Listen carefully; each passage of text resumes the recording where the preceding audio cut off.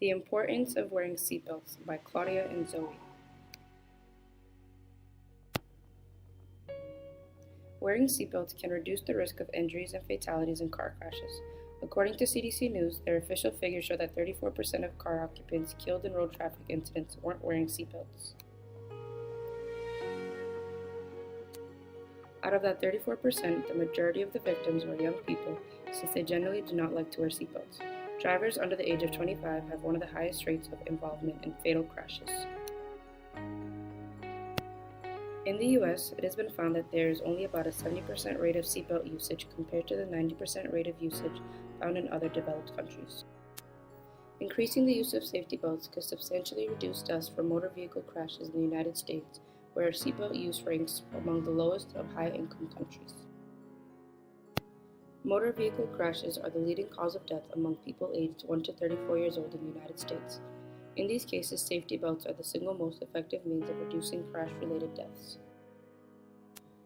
In 2002, 43,005 people died in traffic accidents. Seatbelt data was available for 32,598 of those involved in fatal car crashes, which indicated that 19,103 people weren't wearing seatbelts. This indicates that 4,200 lives could be saved each year if 90% of the U.S. population wore seatbelts. For this reason, it is necessary to establish and reinforce laws regarding the use of seatbelts on a local, national, and global level. There are two types of enforcement laws in the U.S. Primary enforcement and secondary enforcement.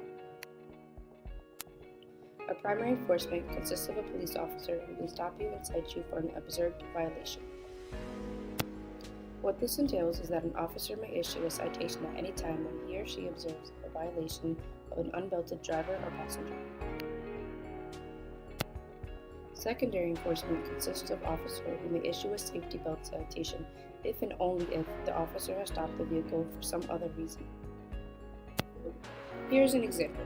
If you are driving down the highway and happen to be speeding, which you shouldn't, and an officer happens to pull you over, he can both issue a ticket for speeding and for failing to wear a seatbelt.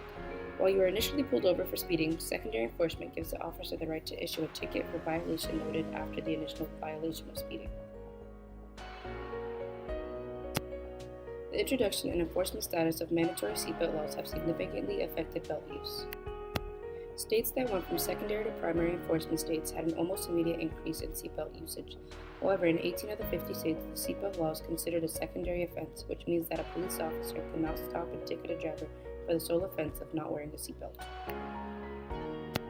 In 2002, the prevalence of observed seatbelt usage was 69% in states with secondary laws and 80% in states with primary laws.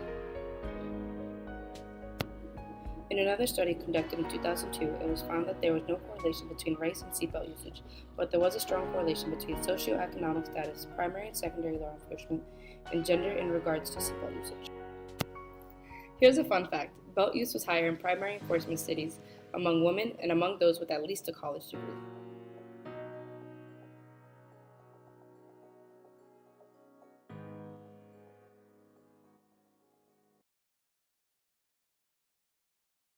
Created using Powtoon.